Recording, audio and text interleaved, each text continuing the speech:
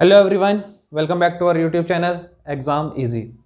जैसा कि आप सबको पता है कि आप सभी का एग्ज़ाम हो चुका है एमपी सब इंजीनियर का 6 तारीख को, 7 तारीख को और 8 तारीख को। ठीक है, उसके बाद अभी आपका 18 तारीख को ड्राफ्टमैन का पेपर भी हो चुका है। आप लोगों ने अच्छे से तैयारी की होगी और जो भी आपके क्विक रिवीजन की जो सीरीज चल रही थी उससे आपको काफ़ी फ़ायदा मिला होगा। जैसे यदि हम बात करते हैं, जैसे हमने इंग्लिश में यदि आर्टिकल टॉपिक को लिया तो आर्टिकल टॉपिक से हर साइड में क्वेश्चन देखने को मिले। उसके बाद हिंदी जो हमने कंप्लीट कराई क्विक रिवीजन में, संधि समास, उससे भी आपको क्वेश्चंस हर सेट में आपको देखने को मिले ही मिले हैं, है ना। तो जो भी क्विक सीरीज चली थी उससे आपको फायदा जरूर हुआ होगा। अब जो आपका एग्जाम हो चुका है, बहुत सारे लोगों के को ये समझ में आया है कि पेपर का जो लेवल था वो डिफिकल्ट था, बोल सकते हैं मॉडरेट टू डिफिकल्ट की तरफ था, है ना। अभी तक जो ऐसा पेपर जैसा पेपर आ रहा था, अभी तक वैसा पेपर आपका देखने को मिला नहीं है आपको कि 6 या 7 या 8 तारीख को जो भी पेपर हुए हैं वो प्रीवियस ईयर के जो पेपर थे उनसे बिल्कुल भी हटके थे, है ना। लेकिन ये नहीं बोल सकते कि पेपर बहुत ज़्यादा डिफिकल्ट था। हाँ, उनने क्या किया है, पेपर बनाते समय एक 3-4 सब्जेक्ट को उठाया है और 3-4 सब्जेक्ट से ही आपको पेपर बना के दे दिया है ना। अब बहुत सारे लोगों का कहना है कि 6 तारीख को आपका पेपर बहुत ज़्यादा डिफिकल्ट था, बहुत सारे लोगों का कहना है कि 7 तारीख को पेपर बहुत ज़्यादा डिफिकल्ट था, है ना। और जिनका 8 तारीख को पेपर था उनको ये लगेगा कि उनका पेपर सबसे ज़्यादा डिफिकल्ट था। ठीक, तो अपन इस पर बात नहीं करेंगे कि कौन सा शिफ्ट ज़्यादा हार्ड था, कौन सा शिफ्ट आपका मॉडरेट था या कौन सा शिफ्ट आपका इजी था, है ना। जो जिस शिफ्ट में बैठता है उसको उस शिफ्ट का पेपर क्या लगता है, डिफिकल्ट लगता है जब मार्क्स नहीं आते हैं तो, है ना। हाँ, लेकिन ये बोल सकते हैं जो भी अभी तक एनालिसिस से पता चला है तो ये समझ में आया कि 6 तारीख को जो पेपर था, है ना, उस पर क्वेश्चंस अच्छे आए हुए थे। जैसे यदि हम बात करते हैं सर्वे में, यदि हम बात करेंगे तो सर्वे में ज़्यादातर क्वेश्चन जो आपको देखने को मिले थे वो सेक्सटेंट के देखने को मिले थे, है ना, और फोटोग्रामेट्री से देखने को मिले थे। उसके बाद यदि हम बात करते हैं जो आपका 7 तारीख का पेपर था, 7 तारीख के पेपर में आपको रिटेनिंग वॉल से ज़्यादा क्वेश्चन देखने को मिले थे, वाटर टैंक से क्वेश्चंस देखने को मिले थे, और इरिगेशन से आपको क्वेश्चन तो इसमें भी देखने को मिले हैं और इसमें भी देखने को मिले हैं। ठीक, उसके बाद यदि हम बात करते हैं आरसीसी की, तो आरसीसी के क्वेश्चंस लगभग सभी सेटों में आपको देखने को मिले ही मिले हैं, है ना। अब आरसीसी में यहाँ पर यदि बात करेंगे तो रिटेनिंग वॉल आ गई थी और यहाँ पर आपका वाटर टैंक से क्वेश्चन आ गया था। लेकिन यहाँ पर भी बात करेंगे सर्वे में, तो सर्वे में आपका सेक्सटेंट और फोटोग्रामेट्री जो कि आपका ड्राफ्टमैन वगैरह में पहले प्रीवियस ईयर में पूछा जाता था, लेकिन इस साल मेन पेपर में ही आपको ये दे दिया गया, तो इसलिए लोगों को डिफिकल्ट लगा। लेकिन यदि टेक्निकल की बात करें तो मैंने पहले भी बोला था कि टेक्निकल का पेपर आपका ऐसा आएगा जिससे आपसे 80 क्वेश्चंस ही बनेंगे। यदि आप इन टॉपिक्स को, जो आपके एडवांस टॉपिक थे, यदि इनको हटा भी दो तो आप आसानी से 75 to 80 क्वेश्चंस को आप सॉल्व कर सकते थे। और क्यूएससी तो सभी में कॉमन था, क्यूएससी से अच्छे क्वेश्चंस देखने को मिले थे, बहुत बेसिक डेफिनेशंस देखने को मिली है ना। उसके बाद 8 तारीख, अब जब यदि बात करते हैं 6 तारीख का पेपर होने के बाद यदि हम बात करते हैं तो लोगों को नॉन टेक का पैटर्न पता चल गया, है ना। लोगों को नॉन टेक का पैटर्न पता चल गया। जैसे यदि हम बात करते हैं मैथ्स की, तो इससे पहले तक जब भी पेपर हुए हैं, है ना, इस साल के पेपर को हटा के प्रीवियस ईयर में जब भी पेपर हुए हैं तो तब उस पर मैथ्स जो आती थी वो कैसी मैथ्स आती थी, एडवांस मैथ्स आती थी। लेकिन इस साल एडवांस मैथ्स बिल्कुल भी नहीं आई है। इस बार जो पूरी की पूरी मैथ्स दी थी वो कैसी मैथ्स थी, अरिथमेटिक मैथ्स थी। ठीक, उसके बाद साइंस का लेवल अच्छा था, सारे सेटों में कोई सा भी सेट ले लो सब में साइंस का लेवल अच्छा था। इंग्लिश भी अच्छी थी, है ना, इंग्लिश भी अच्छी देखने को मिली थी। उसके बाद यदि हम बात करते हैं जो जनरल जीके वाला पोर्शन था, जीके वाला पोर्शन ऐसा था कि जो किसी के लिए भी आसान नहीं था। उसमें बोल सकते हैं एमपी से ही क्वेश्चन देखने को नहीं मिले, 1 या 2 क्वेश्चन हर एक सेट में देखने को मिल रहे थे, है ना। उसके अलावा जीके को तो बिल्कुल आप ये मान सकते हो कि 14 क्वेश्चंस में से बहुत कम ही लोग ऐसे थे जो श्योर बोल सकते थे कि हमारे 7 क्वेश्चन भी सही होंगे। ठीक, तो इनको यदि इसका पूरा एनालिसिस करें, इसका कट ऑफ यदि देखें तो कितना कितना जा सकता है, उस हिसाब से हम इसकी बात करेंगे, इसका एनालिसिस करेंगे कट ऑफ का। और देखो, अगर मैंने आपको कम कट ऑफ बताया तो आप क्या करोगे, वीडियो को बार बार देखोगे, आपको तो अच्छा लगेगा सुन के, है ना। लेकिन मैं यहाँ पर, और यदि मैंने ज्यादा कट ऑफ बता दिया तो आप ये बोलोगे कि ऐसा कुछ नहीं है, आप मेरे को गालियां दोगे कट ऑफ पे, है ना। तो ये जो कट ऑफ मैं बता रहा हूँ ये मैं अपने हिसाब से बता रहा हूँ। आप ये मत सोचो कि कट ऑफ बहुत ज्यादा जाएगा, या आप ये मत सोचो कि कट ऑफ बहुत कम जाएगा, क्योंकि यदि मैं कट ऑफ कम बताऊंगा तो आप लोगों को सुन के तो अच्छा लगेगा कि हाँ ठीक है, हम इसके अंदर सेलेक्ट हैं, है ना। और मैं अभी नॉर्मलाइजेशन के जो मार्क्स हैं उनको अपने साथ कंसिडर नहीं करूंगा। जो भी आपका रॉ मार्क्स आया है उसी के हिसाब से मैं आपका बताऊंगा कि कट ऑफ कितना जा सकता है। नॉर्मलाइजेशन को अभी ध्यान में नहीं रखेंगे, है ना। जो भी आपके रॉ मार्क्स है उसी के हिसाब से आप डिसाइड करना कि आपका सिलेक्शन होगा या नहीं होगा। एक मिनट, ठीक। तो हम देखेंगे रॉ मार्क्स के हिसाब से कि आपके जो रॉ मार्क्स हैं उसके हिसाब से क्या आपका कट ऑफ जा सकता है। ये कट ऑफ मेरे अकॉर्डिंग है ना। इस पे ऐसा ये नहीं है कि बिल्कुल श्योर यही आपका जाने वाला है, लेकिन जो मेरे अंदाजे से है ना, जो मैं एनालिसिस किया, जो मैंने अभी तक एनालिसिस किया उसके हिसाब से यदि मैं बताऊंगा तो आप देखना कि कट ऑफ कितना जाता है ना। आप इसको ये नहीं बोलना कि कट ऑफ बहुत ज्यादा हाई है या बहुत ज्यादा लो है, इस तरीके से नहीं होगा, है ना। कट ऑफ इसी के आसपास गिरेगा। और मैं बता रहा हूं कि ये मैं जो बता रहा हूं ये रॉ मार्क्स के हिसाब से बता रहा हूं, जो भी आपके मार्क्स आए हैं। इस पर नॉर्मलाइजेशन होगा अभी। हाँ, फर्स्ट शिफ्ट वालों के मार्क्स थोड़ी से ज्यादा बढ़ेंगे, क्योंकि बहुत सारे लोगों का कहना है कि जो 6 तारीख को जो पेपर आया था उसमें 2 से 3 क्वेश्चंस आपके गलत भी आए हुए थे, है ना। 2 से 3 क्वेश्चंस आपको गलत भी देखने को मिले हैं, तो इस कारण से बोल सकते हैं। और हमेशा फर्स्ट शिफ्ट वालों के नॉर्मलाइजेशन में मार्क्स बढ़ते हैं, ठीक है। अच्छा, ऐसा जरूरी नहीं है कि सिर्फ फर्स्ट शिफ्ट वालों के बढ़े, दूसरी शिफ्ट या तीसरी शिफ्ट वालों के भी एग्जाम में मार्क्स बढ़ते हैं, लेकिन as compared to first shift marks कम बढ़ते हैं, ठीक। क्योंकि उस पर ध्यान में ये भी रखा जाता है कि आपका जो पेपर है उसके बाद पूरा का पूरा पेपर का पैटर्न जो है वो पता चल जाता है लोगों को, ठीक। तो सबसे पहले यदि हम बात करते हैं जनरल की, यदि हम बात करते हैं जनरल की, तो यहां पर मैं बात करूंगा मेल की और यहां पर मैं बात करूंगा फीमेल की, ठीक है। तो फीमेल का आप खुद भी अंदाजा लगा सकते हैं, 5 से 7 मार्क्स का डिफरेंस होगा मेल कैटेगरी से। यदि हम जनरल की बात करते हैं तो जो भी आपके रॉ मार्क्स, यदि आपके रॉ मार्क्स आपके 132 प्लस हैं, है ना, 132 प्लस हैं, तो आप ये मान के चलो कि आप सेफ हो। जो भी आपके, ये मैं बता रहा हूं ये रॉ मार्क्स के हिसाब से। उसके बाद यदि हम बात करते हैं ईडब्ल्यूएस की, तो ईडब्ल्यूएस की यदि हम बात करेंगे तो इसके लिए आप बोल सकते हैं कि यदि आपके मार्क्स 120 प्लस आ रहे हैं, है ना, 120 प्लस यदि आपके रॉ मार्क्स हैं, तो आप ये मान के चलो कि आपका सिलेक्शन श्योर है। उसके बाद यदि हम बात करते हैं ओबीसी की, तो ओबीसी में सीट इस बार ज्यादा है ना, चाहे एससी से ले लो या जनरल से ले लो या एसटी से ले लो, सबसे ज्यादा सीट आपको ओबीसी की देखने को मिलती है। तो यदि आपके रॉ मार्क्स यदि आपके 128 प्लस हैं, 128 प्लस हैं, तो आप सेफ हो। उसके बाद यदि हम बात करते हैं एससी कैटेगरी की, एससी कैटेगरी की, तो एससी कैटेगरी में यदि हम देखते हैं तो एससी कैटेगरी का जो आपका कट ऑफ जा सकता है वो 120 प्लस जा सकता है। उसके बाद यदि हम बात करते हैं एसटी कैटेगरी की, तो एसटी कैटेगरी का जो कट ऑफ जा सकता है वो आपका बोल सकते हो 112 प्लस जाने की उम्मीद है, ठीक। तो ये जो कट ऑफ है ये मेरे अकॉर्डिंग है, ठीक। जो भी अभी तक एनालिसिस हुआ है उसके हिसाब से यदि हम कट ऑफ की बात करेंगे तो ये आपका कट ऑफ जाने वाला है। ये आपकी रॉ मार्क्स है, इस पर नॉर्मलाइजेशन की मैं बात नहीं करूंगा। हाँ, फर्स्ट शिफ्ट वाले जो भी लोग हैं इस पे अपने जो भी उनके रॉ मार्क्स है उस पर 1 से 2 मार्क्स एक्स्ट्रा ऐड कर सकते हैं, ठीक है। तो आपका जो कट ऑफ है वो इसकी रेंज में, मतलब इससे प्लस ही रहेगा, इससे कम होने के चांस जो है वो बहुत कम है, ठीक है। उसके बाद यदि हम बात करते हैं आपका फीमेल में, तो फीमेल में आपका यदि हम बात करेंगे तो ये कितना जा सकता है, ये जा सकता है आपका 126 प्लस।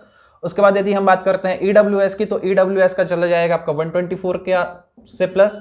उसके बाद यदि हम बात करते हैं ओबीसी की, तो ओबीसी का जो फीमेल का जाएगा वो कितना जाएगा आपका 122 प्लस, ठीक। उसके बाद यदि हम बात करते हैं एससी कैटेगरी की, तो एससी कैटेगरी का जो कट ऑफ जाएगा वो जाएगा आपका 114 प्लस, ठीक। उसके बाद यदि हम एसटी कैटेगरी की बात करते हैं तो एसटी कैटेगरी का जो कट ऑफ जा सकता है वो आपका 107 प्लस जाएगा।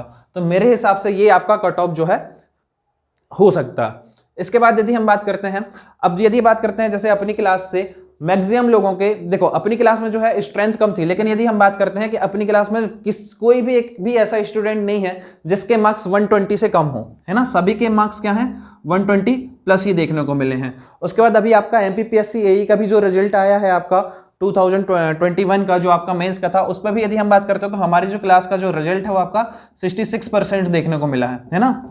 तो मैंने पहले भी बोला था कि कम चीजें पढ़ो, बार बार नोट्स को रिवाइज करो, क्योंकि प्रीवियस ईयर के आप कितने भी क्वेश्चन प्रैक्टिस कर लो, है ना, प्रीवियस ईयर के कितने भी क्वेश्चन डायरेक्ट वही क्वेश्चन आपको देखने को नहीं मिलेंगे। तो आपको यदि हम बात करते हैं, मैंने बार बार बोला था कि आपको अपना सिलेबस पूरा कंप्लीट करना है। अब देखो आपको किसी एक ही सब्जेक्ट से बार बार क्वेश्चन उठा के दे दिया, क्यूएससी से बस आपको बहुत सारे क्वेश्चंस देखने को मिल गए, तो आपको हर एक सब्जेक्ट को पढ़ना है और आपको क्या करना है, बार बार सिर्फ अपने नोट्स को रिवाइज करना है ना। अब जो जैसे क्वेश्चन अभी आए थे वैसे क्वेश्चन आपको किसी भी टेस्ट में नहीं मिले होंगे देखने को, है ना, या बुक्स में भी आपको इस तरह के क्वेश्चन, यदि आपके कॉन्सेप्ट क्लियर है, आपकी थ्योरी क्लियर है, तो आपने आसानी से टेक्निकल के क्वेश्चंस को 75 to 80 क्वेश्चंस आपने आसानी से किए होंगे, चाहे कोई सा भी सेट रहा हो, है ना। बात आती है नॉन टेक की, तो नॉन टेक को भी यदि आप एनालिसिस करो तो इस पर जो है सबसे ज्यादा जो खतरनाक थी वो साइंस थी। साइंस और जीके का जो पोर्शन है ना, इन दोनों पोर्शन के कारण लोगों के मार्क्स जो है कम हो गए। उसके बाद यदि हम बात करते हैं तो मैथ्स अच्छी देखने को मिली थी जिसने प्रैक्टिस की होगी, रीजनिंग भी अच्छी थी, है ना। कंप्यूटर आपका मीडियम लेवल का था, कंप्यूटर आपका मीडियम लेवल का था, ठीक है। मतलब इसको ऐसा नहीं बोल सकते कि बहुत ज्यादा हार्ड था, है ना, इसको बोल सकते हैं मॉडरेट टू हार्ड बोल सकते हैं, लेकिन ऐसा नहीं है कि बहुत इजी थे, आप आसानी से 5 से 6 क्वेश्चन कंप्यूटर के कर सकते थे। उसके बाद यदि हम बात करते हैं, मैं ये बता रहा हूं, उसके बाद आपका यदि कौन सा सब्जेक्ट होता है आपका इंग्लिश, तो इंग्लिश को भी आप बोल सकते हो कि बहुत ज़्यादा इजी नहीं थी आपकी, एरर के क्वेश्चंस आए थे ज़्यादातर, मतलब टॉपिक से क्वेश्चन नहीं आए थे जैसे हमेशा आते थे, नरेशन से क्वेश्चन आते थे देखने को मिलते थे, क्वेश्चन टेक्स्ट से क्वेश्चन देखने को मिलते थे, वॉइस से क्वेश्चन देखने को मिलते थे, तो इन टॉपिक से क्वेश्चन नहीं दिया इसने, सीधे सीधे एरर डिटेक्शन से क्वेश्चन दिए थे, है ना। तो इसलिए ये नॉन टेक वाले पोर्शन के कारण आपके जो है मार्क्स थोड़ी से आपके कम हो गए। बाकी किसी से भी पूछोगे तो टेक्निकल में आराम से जिस भी बच्चे ने पढ़ाई की है उसके आसानी से 70+ मार्क्स टेक्निकल में रहे होंगे, और जो मार्क्स कम हुए हैं वो नॉन टेक में कम हुए हैं, वो भी किसके कारण कम हुए हैं, वो भी आपके कम हुए हैं साइंस और जीके के पोर्शन के कारण, है ना। तो ये आपका कट ऑफ है, इसमें जो फर्स्ट शिफ्ट वाले लोग हैं वो जो भी उनके रॉ मार्क्स हैं उस पर आप आसानी से 2 से 3 मार्क्स ऐड कर सकते हैं, है ना। उसके बाद इस कट ऑफ पे आप भरोसा कर सकते हैं, ठीक है। उसके अलावा यदि हम बात करते हैं कि एसएससी जेई का एग्जाम भी हो चुका है आपका, है ना, एसएससी जेई का एग्जाम भी हो चुका है, तो मैं उसका भी एनालिसिस कर देता हूं कि आपको तैयारी करनी चाहिए मेंस की या नहीं करनी चाहिए। तो एसएससी की यदि हम बात करते हैं, एसएससी जेई की, है ना, एसएससी जेई का यदि आपने पेपर दिया है तो यदि आपके 110 से 115 नंबर के बीच में आ रहे हैं और यदि आप जनरल कैटेगरी के हैं तो आपको मेंस की तैयारी करनी चाहिए।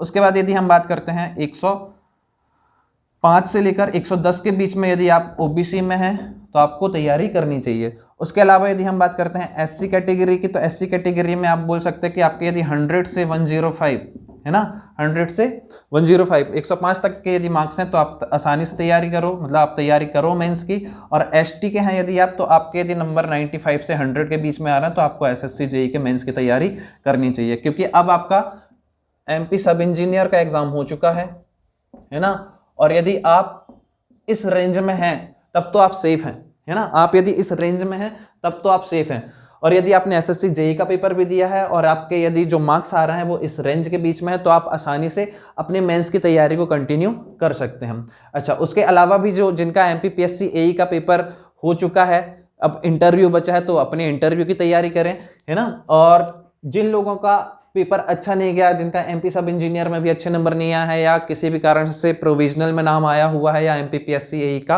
पेपर क्वालिफाई नहीं है, तो उनके लिए यदि मैं बात करूं तो एमपीपीएससी, अब उनके लिए क्या बचा है, तो अब देखो एमपीपीएससी एई का जो है फिर से पेपर होगा आपका, फिर से नोटिफिकेशन आएगा, दिसंबर के टाइम पे आपका नोटिफिकेशन आ जाना चाहिए। इसके अलावा यदि हम बात करते हैं, आपने जो अभी तक पढ़ाई की है वो सारी की सारी पढ़ाई वेस्ट ना हो, तो आप इस पे इसकी तैयारी करो और आपको आरआरबी जेई की तैयारी करनी चाहिए, आरआरबी जेई एसएससी, ठीक है।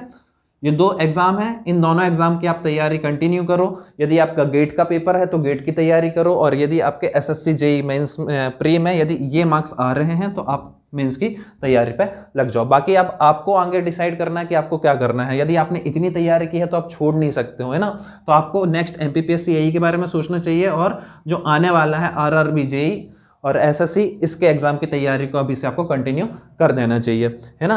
तो ये मैंने कट ऑफ बता दिया एमपी सब इंजीनियर का, ये मैंने बता दिया एसएससी जेई का। हाँ, ड्राफ्टमैन का जो पेपर हुआ है तो ड्राफ्टमैन में वैकेंसी बहुत कम है ना, उस पर वैकेंसी बहुत कम है तो उसका कट ऑफ अच्छा खासा जाने वाला है। जैसे यदि मैं बता देता हूँ, जैसे जनरल का ही कट ऑफ की यदि बात करोगे तो ये आसानी से 165+ होगा, है ना, 165+, क्योंकि वैकेंसियाँ बहुत कम हैं।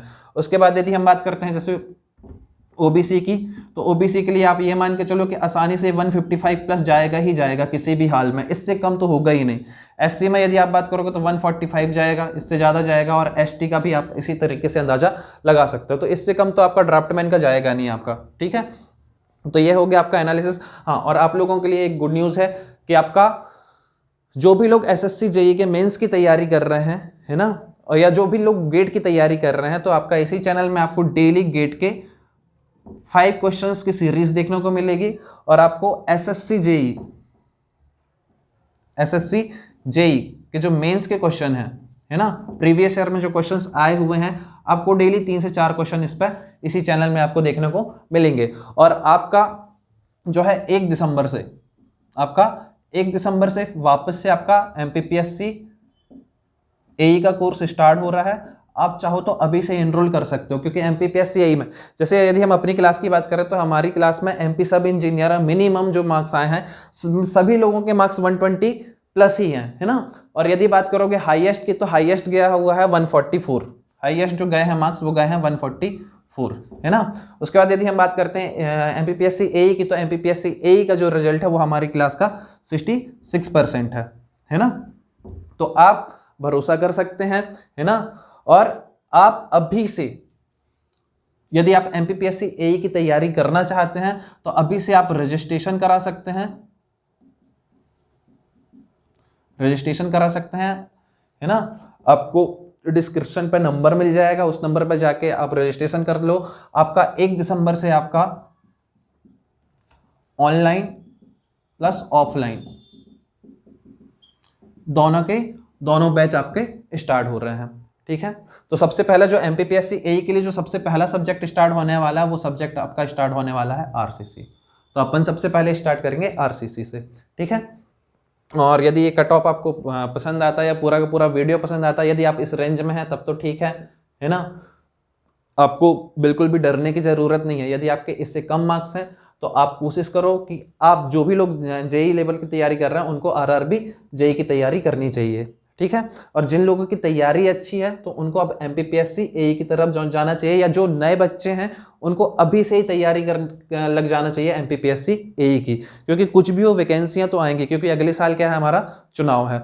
तो आप चाहो तो इस पर रजिस्ट्रेशन कर सकते हो, और कॉल करके अपना रजिस्ट्रेशन करके आप या तो ऑनलाइन क्लासेस ले सकते हो या तो ऑफलाइन क्लासेस ले सकते हो, ठीक है। फीस वगैरह सारी चीज़ें आपको जो है, आपको कॉल करोगे, पता करोगे तो आपको सारी चीज़ें पता चल जाएगी, और जो भी अपडेट है वो आपको देखने को मिलती रहेगी।